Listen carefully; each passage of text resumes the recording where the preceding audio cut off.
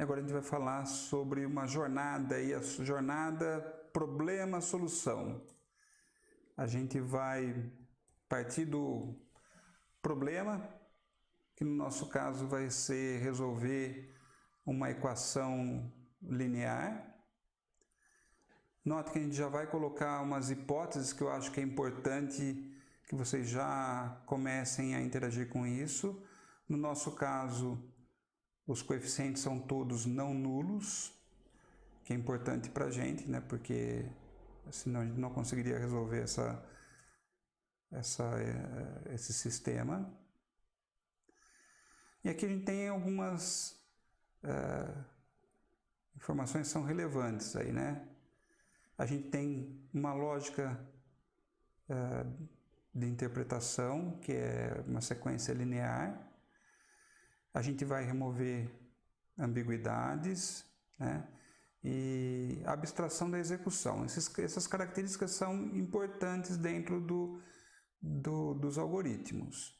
No caso ainda de abstração, eu já falei para vocês que os algoritmos podem ser bem abstratos, inclusive não tendo declaração de variáveis, utilizando pertence, coisas do gênero. Em geral, quando a gente vai fazer um algoritmo, a gente aceita velocidade arbitrária, memória infinita e sem limitações para representar a informação. Isso aí é coisa depois da parte da implementação. No campo das ideias, a gente precisa conceber a solução e tentar criar mecanismos para ter uma sequência de passos, remover as ambiguidades, de forma que a gente tenha uma primeira solução para o problema. O ciclo de desenvolvimento é esse. A gente primeiro entende o problema, depois vai ter o entendimento da solução não algorítmica. Muitas vezes o que é feito dentro de uma empresa, dentro de um escritório, que pode inclusive ter algum vício de origem. Alguém costumava fazer de uma determinada forma e sempre foi feito daquela forma e acabam se fazendo passos desnecessários ou que complicam uma determinada solução. Aí depois há uma proposição de uma solução algorítmica, já dentro mais ou menos do contexto que vocês estão entendendo. Aí vai ter a depuração da solução proposta, os testes, ajustes, reavaliação e aí avaliação de solução quanto a melhorias de desempenho. Então notem que a gente tem um ciclo aí. Primeira parte é o entendimento do problema, que ele é composto de avaliação de qual é mesmo o problema, né? Muitas vezes as pessoas vão resolver um problema e elas acabam pensando, mas peraí, qual que é mesmo esse problema que a gente tem que resolver? E com que dados eu estou trabalhando? E onde eu quero chegar? São coisas básicas que a gente precisa saber.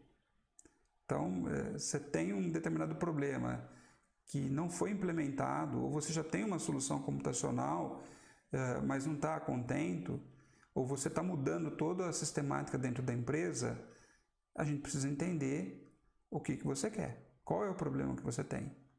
E às vezes a forma como as pessoas expressam o problema não é exatamente o problema que elas têm. A partir do entendimento, a gente acaba entendendo às vezes que elas têm um outro problema, que se resolver o outro problema está tudo resolvido.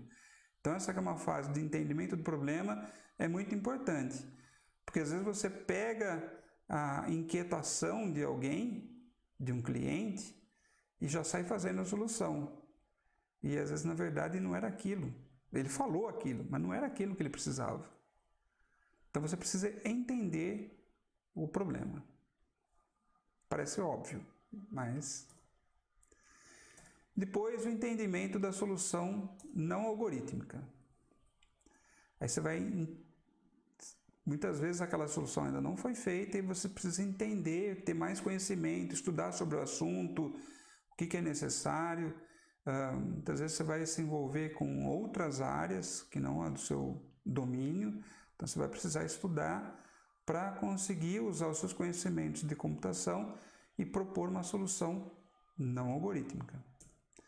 Aí você vai para a solução algorítmica e vai fazer uma estruturação e vai partir do geral para o específico. Eu já comentei em uma outra videoaula, a ideia é você atacar em grandes blocos. Primeiro faço isso, depois faço aquilo e depois faço aquele outro. Mesmo que isso aqui seja uma tarefa grande, você já determinou e separou de outras tarefas grandes. Aí você vem para atacar esse daqui e quebra em pedaços menores, que podem ser quebrados em outros pedaços menores e assim por diante. É uma boa estratégia essa. A gente vai fazendo refinamentos sucessivos. Sai do negócio grande e vai aos poucos chegando em algo mais fino, né? Depois você tem a depuração da solução. É a avaliação do algoritmo para certificar que as respostas obtidas são as corretas, e correção e ajuste para resolver possíveis problemas encontrados na fase de avaliação do algoritmo. Então aqui é uma fase em que você fez a solução e agora você está testando para ver se ela está dando certo. Às vezes você vai testar para ver se calcula hipotenusa e você já sabe com 3, 4 vai ter que dar 5. Né? Você vai querer calcular a área de um quadrado ou a área de um retângulo, você já sabe calcular, ou de um triângulo, de um trapézio, você sabe calcular. Então você pode pôr valores que você já vai saber a resposta. E se não estiver dando a resposta? Tá aí. Pode ter alguma coisa errada lá. Você pode ter digitado alguma coisa errada ou alguma coisa da lógica está errada. Ah, mas não deu nenhuma mensagem de erro em nenhum lugar. Mas o erro de lógica às vezes não vai te dar mensagem mesmo. Simplesmente os passos que você colocou, as instruções que você colocou, não surtiram efeito. Então essa aqui é uma fase importante para isso. E aí você pode analisar quanto a melhorias, né? Analisar o tempo de execução e analisar o consumo de memória, por exemplo. Determinadas soluções podem ser muito demoradas, podem ser ineficientes e não adianta nada. Você pega uma empresa de logística que precisa calcular a rota dos seus motoboys ou dos seus veículos com muita rapidez. E o seu algoritmo demora 2 dias para fazer isso. Ele faz. Ele calcula a rota bonitinho, uma rota eficiente, só que ele demora 2 dias. A empresa ela ganha pela entrega expressa. Como é que você faz? Tem que ter um algoritmo mais eficiente. Essa análise é importante. Note que esse aqui é um algoritmo para fazer algoritmo. Bom, voltando ao nosso problema, né? A gente entendeu o problema, a gente já sabe o que a gente tem que fazer, tem que calcular, resolver essa equação. Entendimento da solução não algorítmica. A gente vai lá nos nossos cadernos de matemática e descobre que essa expressão resolve o problema. Aí a gente propõe uma solução algorítmica, vai ler todos os valores. Obviamente que a gente não vai ler os valores x e y.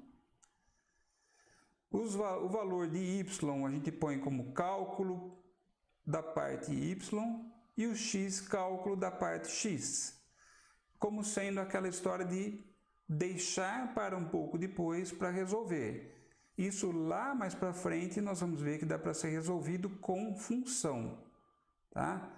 Mas aqui a gente simplesmente está escondendo um pouco o cálculo e depois a gente apresenta, foi lá nos cadernos, entendeu como é que fazia o cálculo e aí vem aqui e coloca a fórmula. E a mesma coisa para o x. Bom, aí a gente vai ter que depurar a solução. Vamos pegar exemplos em que a gente sabe qual vai ser o resultado. Notem que eu peguei um exemplo simples aqui, 5x menos 7y igual a menos 2. Bom, se a gente colocar 1 e 1 aqui, vai dar menos 2. Vamos ver se serve para o de baixo também. 12 mais 3 dá 15. Bom, parece que 1 e 1 é solução. Vamos usar aquela fórmula que a gente foi pegar nos cadernos, vamos aplicar nos números e vamos ver qual que é a resposta. 1 e 1. Sim, funcionou. É a versão final essa daqui? Talvez você queira fazer mais alguns testes. Você pode pegar e fazer mais alguns testes, mudar os números e verificar, opa, está funcionando. É uma versão, parece que ser a versão final. Então, essa era a jornada de um problema até uma solução, passando por todos os ciclos, por todas as etapas desse ciclo de desenvolvimento. Espero que vocês tenham gostado dessa mini videoaula. Dúvidas podem enviar para o fórum, a gente vai abrir lá as discussões, vocês podem enviar para mim também e a gente vai respondendo à medida do possível e criando os desafios talvez em cima de dúvidas também, né? Nos vemos em breve. Até mais!